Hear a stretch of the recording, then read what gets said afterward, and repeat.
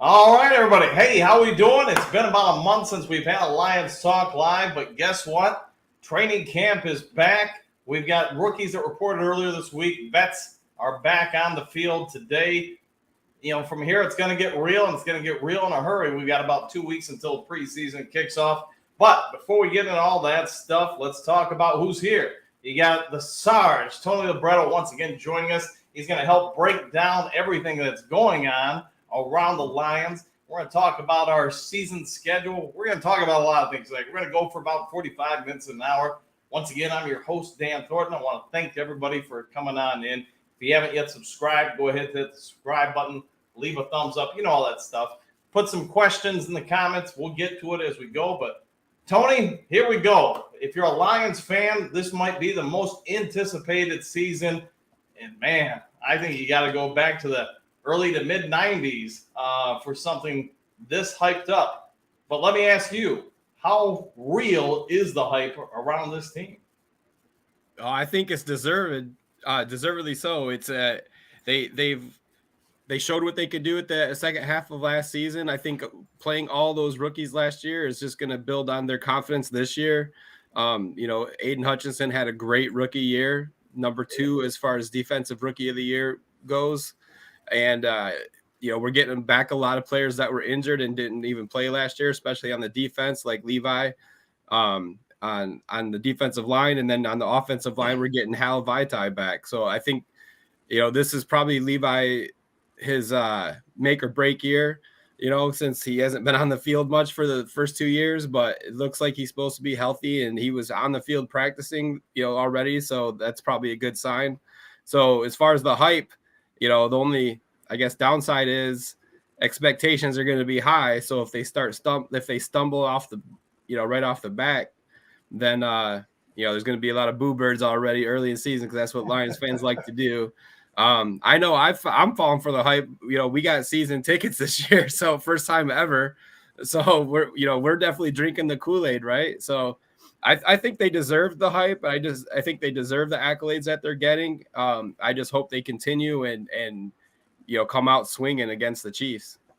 So let's talk about that. I mean, obviously, the Lions appear more and more that they had a plan from the moment Holmes Campbell took over, and it seems like that plan really came to fruition the second half of last year.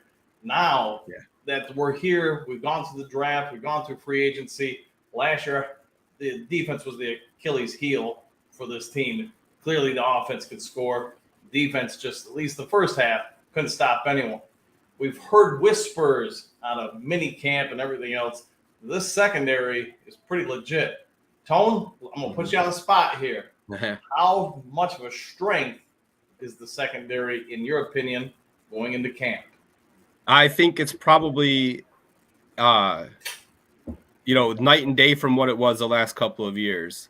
I think the influx of all the new talent that we brought in for the secondary is all the corners that we took, or Sutton, Mosley, CJ.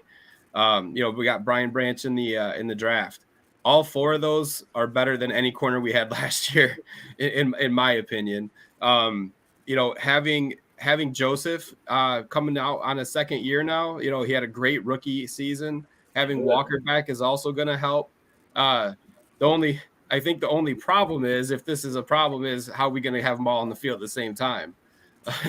So I think I'm not going to say they're all of a sudden, one of the best secondaries in the league, because we don't know yet. None of them have really played together other than, heck, not even Walker and Joseph, because Joseph basically took over when Walker got hurt. So none of these guys have been on the field together. So that's one thing that we definitely, they got to focus on in training camp is communication is key for a good secondary. So they definitely need to, work all that out. And I read today Branch was playing with the second team defense, which I expected since he's a rookie and they've signed all these other guys. I hope Mosley's healthy. I didn't get a chance to see if he was out there practicing. I imagine Sutton getting the 3-year deal. He's probably starting on one side at least, and CJ's got to be in there somewhere. So Mosley and Branch might be the guys coming off the bench, which is not a terrible thing at all. Right. So let's talk what we've talking about the defense, how much it's changed, at least on paper. Because again, we're just in preseason right here now. Mm-hmm. Things are just starting today. Who knows what's going to actually happen? But at least on paper, the secondary looks much better. Let's talk about that defensive front. You got obviously Houston who came on. You got just so many weapons. It seems that can get after the quarterback. Hutchinson had a pretty sound year, I'd say, for a rookie last year. How much is this team's success tied to what that defensive front can do? I think that's the key to the defense is the defensive front, because that secondary, even though it's going to be better, you can't cover everybody for 10 seconds, so we definitely need to make sure the defensive line gets to the quarterback, stuffs the running backs when they come out, stuff the running quarterbacks that we have.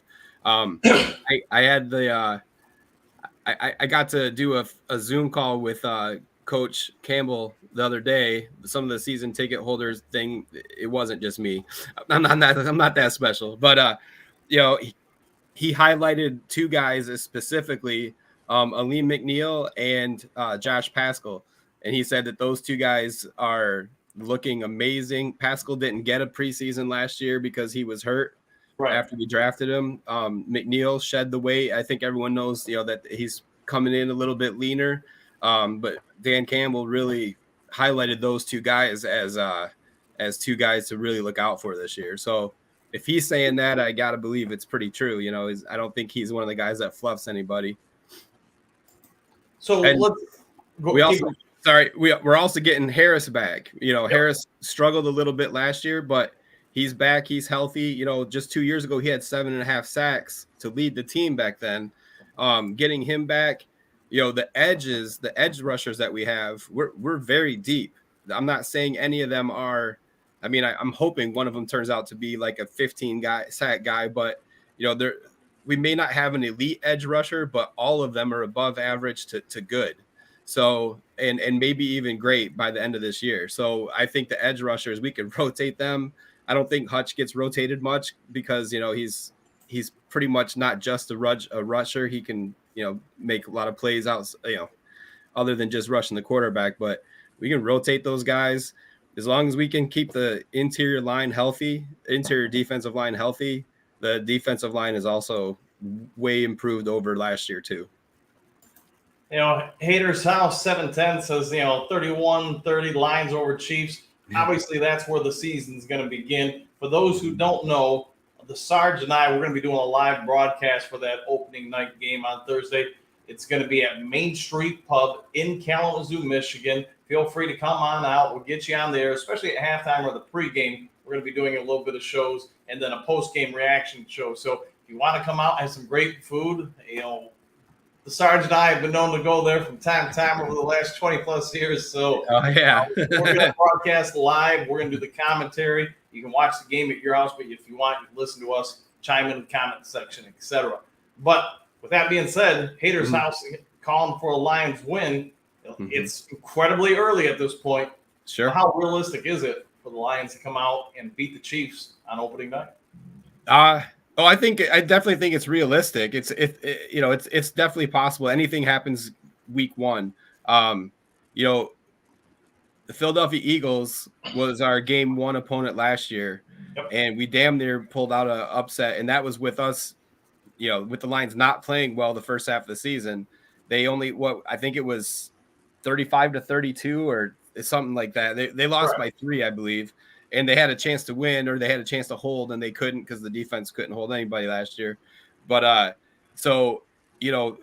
coming in, and I'm not saying Jalen Hurts is Patrick Mahomes, but he's probably the closest thing, Right. So, and I know that was early last year, but coming out swinging against a powerhouse like the Chiefs, there's no such thing as moral victory. So I'm not going to say even if they lose a close game, it'll be good for us because I hate that. But I think there's a great chance. I mean, if I was a betting man, it's probably 50-50 odds, really. I don't know a lot about the Chiefs offseason. Like, I know they had a lot of injured wide receivers last year. But they still have Kelsey. I think Kelsey's the key. If we can keep him under 6 catches, then I think the defense will have done a good job on him. Is keeping him out of the end zone would be nice, but I don't think. I think 31-30 is probably. I think it's going to be a 30-something to 30-something game. I don't think either team's going to, make a huge defensive stop and only keep a team under 10 points or anything like that. I think I'm with you in that the time for moral victories, like last year, the fact that we came back against the Eagles, we nearly beat them. Yeah. I think it took everybody in the week 2 feeling good about the team. Yeah. But the expectations are that you're going to win the division, contend for the conference, hopefully win it, and then make the Super Bowl. So the days, times of we came back and lost just by a field goal the last second against the Chiefs. I think that's passed. So I'm with you. Yep. We need to make a statement. All right, exactly. Lions 1960s hitting us with, we've all heard about the NASCAR package. They ran a little bit last year. In your opinion, who's in the back 7 after the front 4? Let's have you go first. So as far as, I think the safeties are going to be Walker and Joseph, right? That should be, pretty given. I think Sutton's going to be on one corner. I think CJ is going to be on the other side, and probably Branch. Like I think they'll go with 5 DBs most of the time, right? Right. And then Campbell, Jack Campbell that we got. Yep. He had a lot of highlights in Iowa of he was a good cover guy, so he's definitely in there. And I guess Anzalone would be the other guy, him or Derek Barnes. That would be about it, right? Like I don't even know. Well, I guess we got Jalen Reeves-Maybin back, but he's more of a special teams, guru. So yeah, I would say that would probably be your big ones.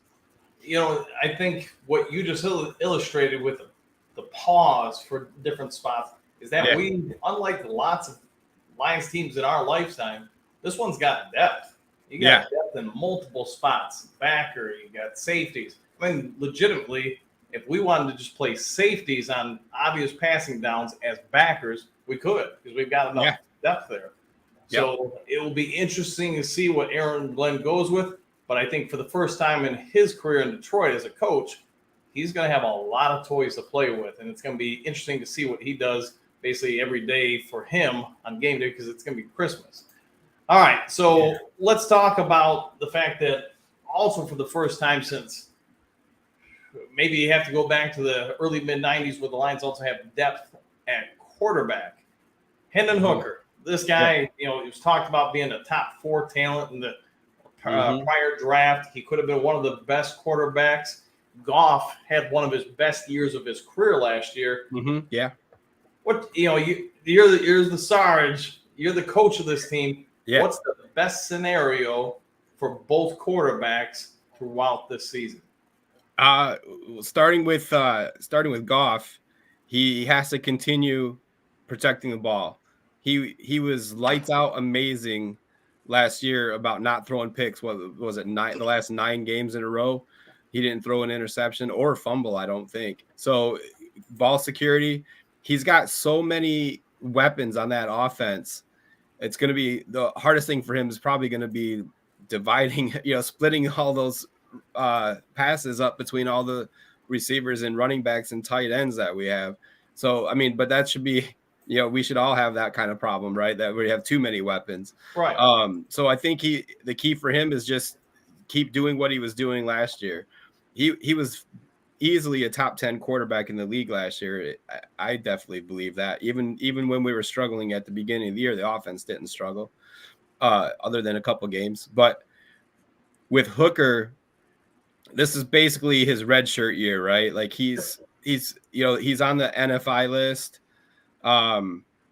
He's still coming back from that injury. He's got to absorb the quarterback coach Brunell. Listen to everything he says. Watch Goff. Watch the other backup quarterback. All of a sudden, I forgot what his name is. Sudfeld, right? We brought him back. Yeah. So, learn from, Sudfeld's been in the league for a long time. So even him, he's going to have that knowledge So I like, as long as we're winning this year, Hooker doesn't need to come back at all. Like, I know they're saying he could probably come back and be the backup like in November or whatever. Right. If we're not winning, then sure, let him come back and maybe even play a game or two. But I think he should just sit out the whole entire year, and then they can decide. He can still practice or whatever, but I think he should definitely just redshirt it this year and let Goff take the reins. And then next year, it's if we do well, if the Lions do well and win a playoff game or two, or make it to the Super Bowl like we all want, then what do you do? I think you keep Goff next year too. So like after this year, we can still keep him for 2 more years or release him, right, or whatever. Right. And I think it's up to them next year. If we do well this year and they decide to keep Goff, then it's open camp next year for both of them to, best man wins kind of thing. So here's a question for you. We grew up in a time when the Madden video games were just introduced. Then obviously we watched them grow. They're still relevant today. Yeah. And while people always debate, hey, this guy should be rated here, there, whatever it may be, I will say this, having gotten to know a little bit some of the developers, they actually do have a lot of resources going into analyzing each of these players from their high school careers, college careers, and then if they've been playing in the NFL for a bit, obviously that career as well. Yeah. Let's talk about Mims and him coming to Detroit. The fact he's 6'3", he's ran a sub 4.3 when he got at the combine. In your opinion, the Lions, if they can strike gold with this kid and he works out even somewhat successfully during J-Mo's absence. Now J-Mo comes back and you've got those two out wide and then Gibbs running underneath. Yeah. Porta and St. Brown over the middle. Yeah. Here's a question to you. Before there was the greatest show on turf with St. Louis, there was the Lions run and shoot, which was almost impossible for most people to stop. Yeah. Until it was the playoffs and Mitchell, for whatever reason, just couldn't play anymore at quarterback. Yeah. Is this potentially setting up for the Lions to have one of the greatest offenses, at least on paper, that the NFL's ever seen? Yeah, absolutely. I remember watching, Herman Moore and Brett Perriman and Johnny Morton out there, and you couldn't cover them all. And obviously they had Barry, and no one's ever going to replace Barry Sanders. Right. But these wide receivers can definitely light up the show. And for the life of me, I can't remember who the tight end was back then. So I think Laporta can definitely, make a huge impact in the passing game. And like I said, Gibbs is no Barry Sanders, and no one ever will be. But he's still going to be, on paper, like we said, he's going to be so fun to watch. I'm so excited to watch this guy. And then the guy, Denzel Mims. Yep.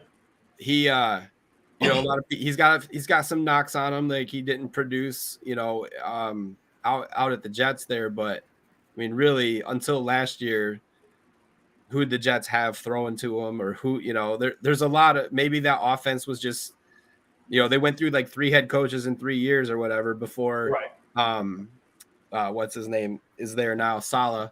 So take it, if he came in this year and through the 6 games that J-Mo's not there, if he in 6 games averages 8 catches a game, maybe around 100 yards. Well, not 100 yards. It's quite a bit to average for,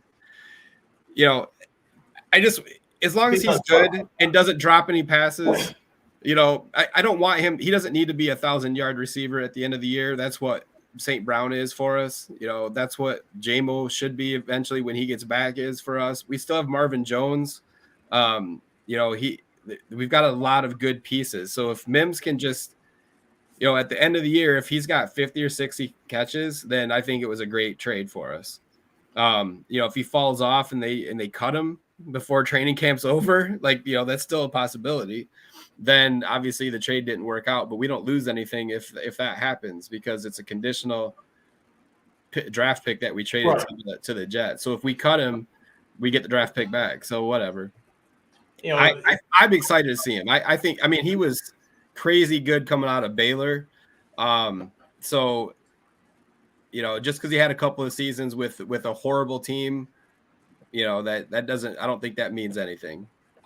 There's a lot of things that come into play when it does come to somebody, especially like receiver. You pointed out who's throwing the ball. The other part is who's the OC.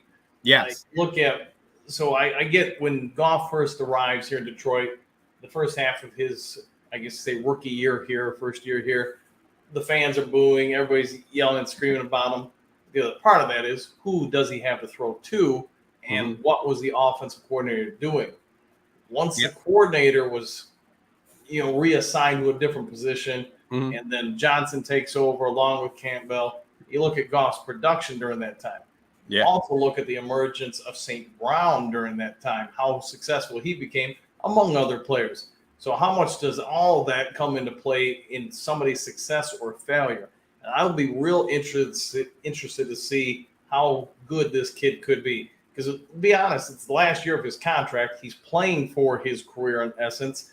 And here's a golden opportunity to play indoors on turf, an explosive offense with seemingly a lot of weapons to help pull defenders away from him.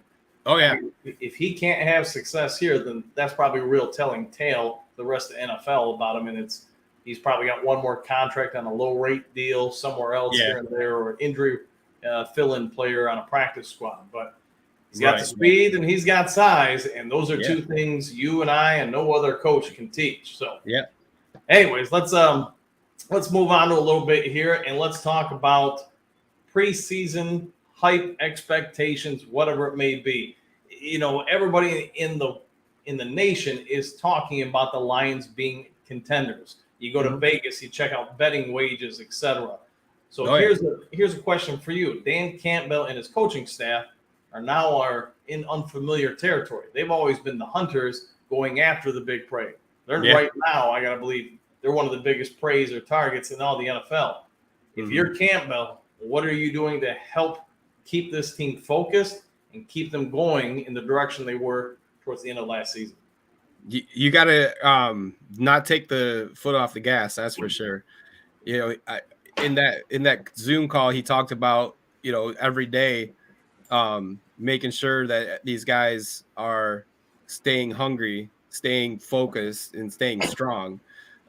He said that he doesn't want, he's not going to accept anybody quitting on the team or anything like that. He said he'd rather have a good player that has good character than a great player with bad character. So I think that says a lot about his mentality with that.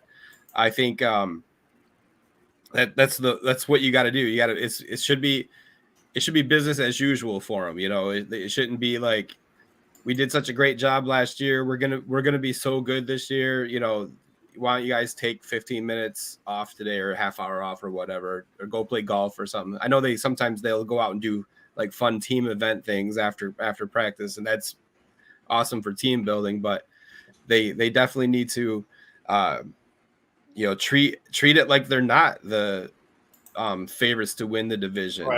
Treat it like they're every opponent is coming after them, and stay focused on what the goal is, and that's to get to the playoffs and win a playoff game.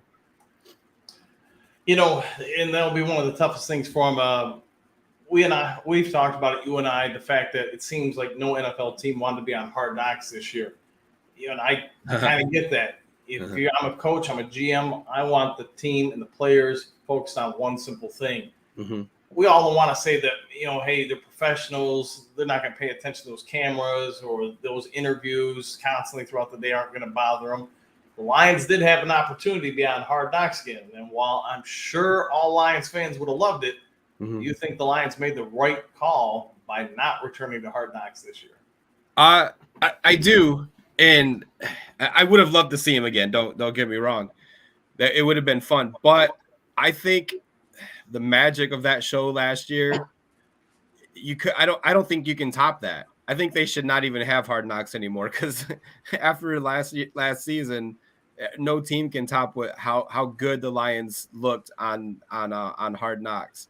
And so trying to duplicate that, it could be like I don't know, like the second season of a show that, you know, the first season's awesome and then the second season's terrible or just not up to standards of the first season, so they end up, you know, getting cut after the second season or something. So I think it was a good idea for them not to do it again, because you know it does draw attention away from the you know, from the practices and Right. from the focus, right, that we just talked about. But it's also, you can't top what how they did last year with that show. It was just too good to top again. Right. That Billie Jean will live forever in Lions fandom. But let's move on from that now. So we've got rookies across the board. It seems like Detroit's going to have an opportunity for several of these rookies to get meaningful minutes, potentially even start. If you had to pick out a couple of people to keep eyes on, who are you keeping eyes on this preseason? Well, I definitely want to see Jack Campbell, see how they use him, see where they put him, see how he reacts, see where he's going to be most effective for the Lions. I think it's going to be a huge battle between, you know, him and Derek Barnes.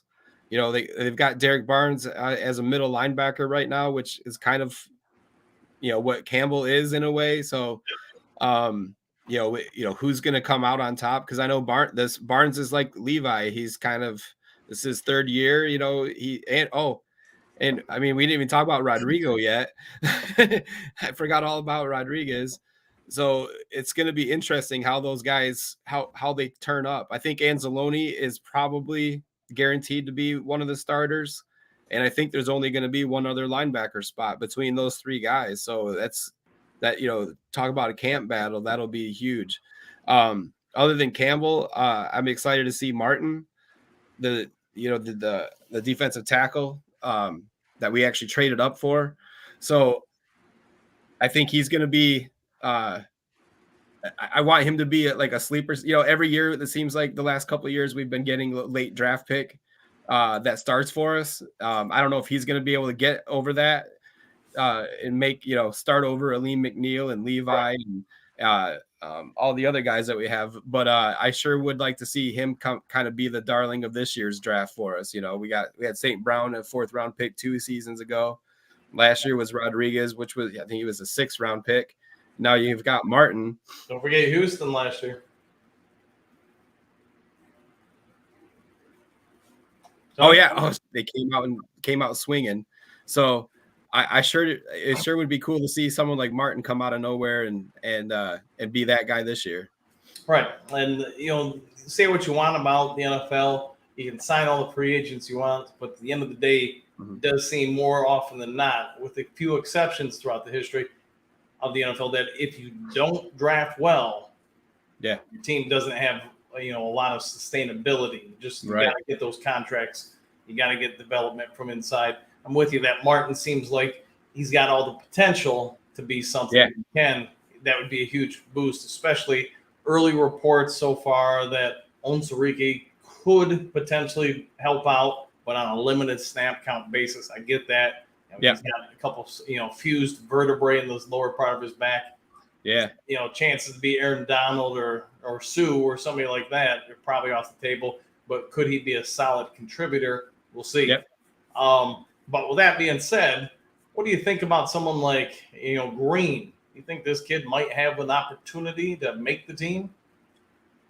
The wide receiver room keeps getting more and more crowded, right? With Mims coming in here. I you know, I didn't know much about him obviously until we drafted him, and then I did a little bit of looking into him and stuff. And I mean, he seems like, you know, he was a pretty good player. If he makes the team, it's probably going to be, as I think he was a punt returner or a kick returner. Right. I can't remember which one. Special teams, right? That's where you know, it's probably going to be, if it's between him and Mims. Mims doesn't do special teams, so Green probably beats him out in that aspect. But with Khalif Raymond also there, you know, he was also our return guy last year. We still have Reynolds, you know, we still have, and then Marvin Jones obviously, and then, you know, right on up the chain there. They might only keep 4 wide receivers. You know, if they keep 4, not a lot of them are going to make it. You know, if they keep 5, because we still have like 3 or 4 tight ends that could all potentially make it. If they keep 3 tight ends, we might only go with 4 wide receivers then. And or maybe, I mean, we'll probably keep 5. I mean, that's pretty standard, right? But with having someone like Gibbs, that could he could actually take away a wide receiver slot, because we could have Gibbs out there at the same time as Montgomery, and you know, have him split in the slot on the other side of St. Brown or something. So it's going to be hard for Green to make the team, just like it's going to be hard for Mims to make the team. So with JMO being suspended, does that free up a spot? Like, do they get to fill that spot? You're right, not on your final numbers, but they're going to have to keep somebody. You know, they're going to have to keep somebody with the idea that they're going to cut him once JMO is able to return to the roster. So yeah, so I mean, that might be Green or Mims. That might be their, you know, they got like a 6-game tryout right before JMO comes back, and then maybe one of them are gone or both of them are gone by then. You do have a great point about Gibbs, though, because are you going to count him on your, you know, running back count, your wide receiver count, wherever you're going to put him? So he's someone that may give them some flexibility to keep, say, 3 running backs. The idea that he's a back/receiver, and it's going to be fun seeing what they do with him. Yeah. Me personally, as far as receivers, if I was to guess, I mean, JMO's going to make it. I think we can pencil him, St. Brown in. Yeah. But, man, from there, it does get a little cloudy. You know, Marvin Jones, Reynolds, Khalif Raymond. I mean, you've got a lot of guys battling, not just to make the team, but to be able to get out on the field. And that's a lot of speed. I'm praying Mims makes it because, again, you can't teach what he has. Yeah. But, you know, the other side of that is Marvin Jones has been around this league a while. He's skilled. He knows how to run routes. I just don't see where they're going to lose in any scenario. The only thing is with Green, he's a rookie, so he's a little bit younger, a little bit cheaper. You know, you've got time to even grow him further. But I do believe when we all are sitting at the end of the preseason, the final roster cuts come, I think that's going to be real telling about where Campbell, the coaches, and Brad Holmes, the front office, all see this season going. Because if they're cutting some younger players to keep older players, they're in win today mode. And from there, that's going to bring me to my next question. If we are in win today mode going for the Super Bowl this year, what's the biggest weakness, in your opinion, on this roster? Well, yeah, I hyped it up earlier with the secondary and the defensive line and all that. It's still all on paper, right? Like I said, I think the secondary is lights out better, but they haven't played together yet. None of the guys that we talked about that are starting or that are gonna contribute greatly to the secondary, none of them have played with each other yet. Right. So it's gonna be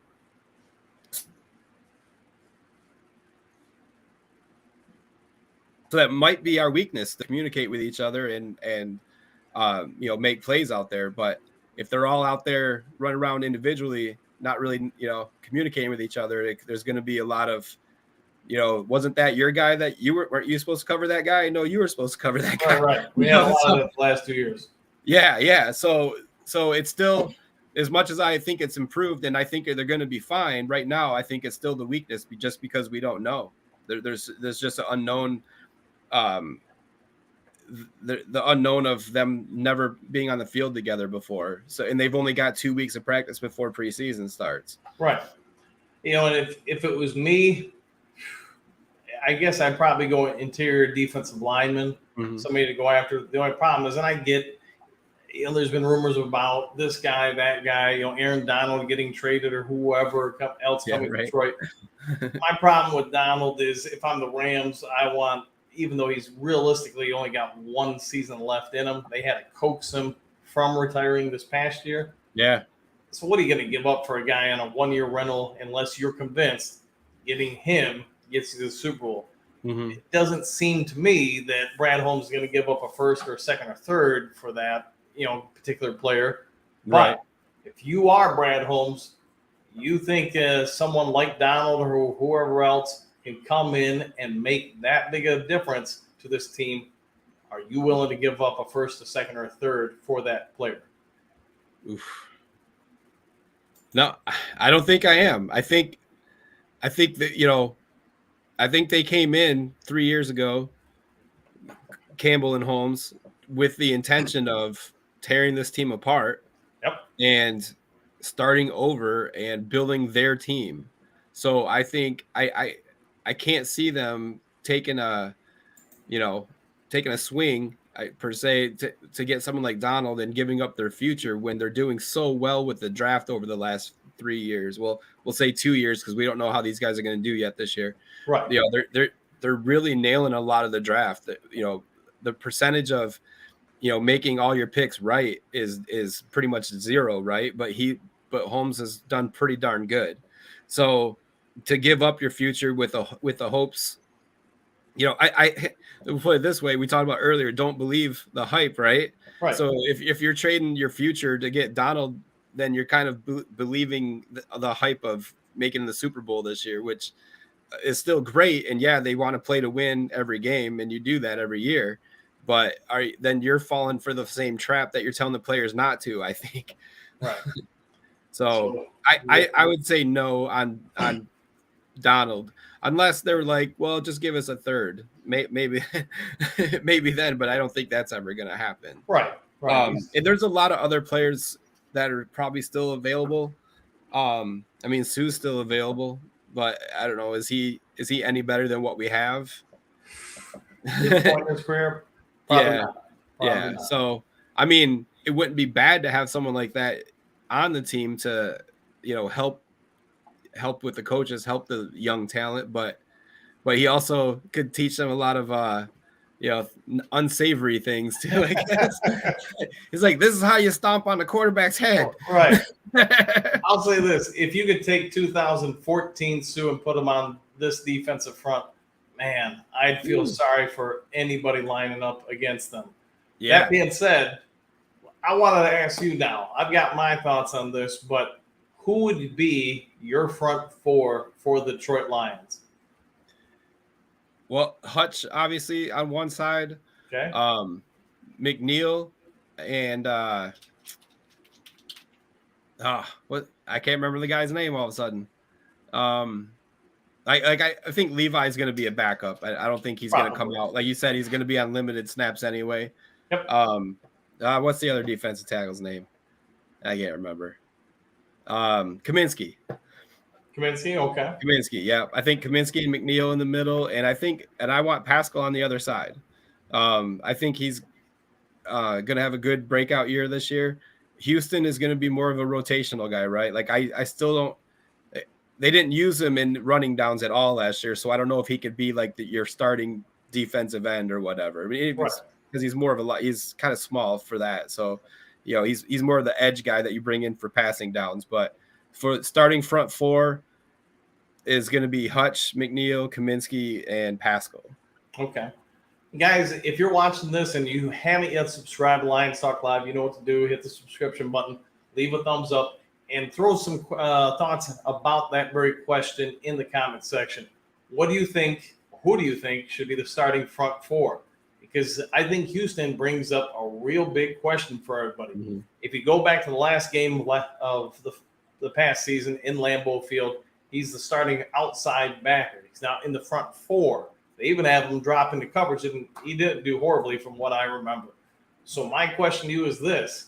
Is Houston going to be a starting linebacker, and is he a rotation guy? Because what they do with him also reveals what they're going to do up front or in other spots. Mm-hmm. I'm still of the mindset that our linebackers are going to include one of the safeties the vast majority of the time. I do believe either Walker, CJ, or somebody's coming up because we've got such depth and flexibility there. Mm-hmm. I do believe you're going to have Campbell as a backer. You're going to have probably Ansel on the other one. Then you're probably going to have one of the safeties, in my opinion, be the third more often than not. So if that holds true, what do you do with Houston? And that's going to be one of the things we're going to have to wait until the season because there's no way they're going to show us during the preseason what they're going to do. Oh, no. So, all right, now let's go to the offense real quick. if you got to go with who you're picking to be out there as far as starters for the skilled positions, backs, tight ends, receivers, who you got? Well, excluding JMO because he's not going to be playing for the first part of the year. St. Brown, I think they start out game one with St. Brown and Reynolds and Marvin Jones as the wide receivers. Okay. Laporta, I don't think Laporta is going to have a problem being the starting tight end. Even though I think Mitchell's going to give him a run for his money in the preseason and training camp. If they go two tight ends, obviously Mitchell would be the other one. Jahmyr Gibbs, I think Montgomery will be like the starting running back, but I think Gibbs is just going to be all over the field, Right. running the ball, catching passes, catching screens. So I think Montgomery would be like the starter out there as far as the skilled positions, but they're probably going to split 50-50, at least at the beginning. So here's a question for everybody in the comment section below. Let's assume for right now that Gibbs, J-Mo, and Mims are on the field at the same time. Mm-hmm. If the Lions run any kind of fake reverses, jet sweeps, or triple reverses, how hard is that going to be on the opposing defense to cover that wide of a field with those three dudes out there? Mm-hmm. Leave your thoughts on that question in the comment section below. All right, so Tone, let's talk about a little bit what's going to come up this season as far as Lions Talk Live. As we talked about earlier, we're going to do the first broadcast of the Thursday night game at Main Street Pub, Kalamazoo, Michigan.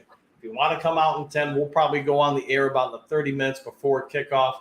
We'll get people on, ask you some questions. You do got to watch your verbiage when you're on the mic, so keep that in mind. We'll do take some live commentary from people at halftime, and then the post-game show. We'll also be setting up a live schedule for away games that we'll be doing throughout the season. The Sarge and I will get out there, and we'd love it if you guys come on out, support, get on air, etc. Maybe even some scenarios where we'll try to do some other things, get you guys all involved, get you all on TV, whatever it may be. Sarge, I'd like to try to put it out there to the people that maybe in a week or two, we do an NFC North breakdown of each of the teams, maybe give our thoughts on what we see or where we see each of the teams going, their potential record-wise, that type of stuff. Is there anything you'd like to see us do before the season begins? As far as on the show? Yeah. Yeah, we could I like doing the remote shows like we did it at the store, and we're going to do the one at the at Main Street Pub. Maybe we can get together like after or maybe for one of the preseason games. Maybe we can go find a place to watch the preseason game or something like that, and do a live show, kind of like a pregame or a preseason show for us as well, since we're going to be doing live games. Maybe we do a live preseason game to get all the rust off. We'll set that up. Guys, if you have any thoughts about things or ideas you'd like us to try to do, incorporate in the show, the live streams, 4 games, whatever it may be, go ahead and throw a comment in the section below. If you're watching on Facebook, you just leave a message there, send a message, a DM, or whatever it may be. But we're probably going to wrap up this show here today, right this time. We'll be back on next Sunday as well. If there's any breaking news throughout the week, we'll put out some videos, get them to you guys. As the season gets closer and closer, just like last year, we'll start having daily videos, maybe even 2 videos a day if some sort of news hits. But do plan on the Sunday night 6 p.m. time slot until the season gets going. If you do want the schedule for where we're going to be, when we're going to be broadcasting, things like that, we'll let you know. We will do the week before the NFL season begins. We'll do a full breakdown predictions video, and we'll be doing that from a secret location that we'll reveal probably in about a week and a half or so. We'll get that out to you guys. If you want to come out and be in attendance, you'd be more than welcome to. So anyways, hope everybody's enjoying the rest of your Sunday. We'll see you all on Lions Talk Live, and thank you all for tuning in. Take care. See ya.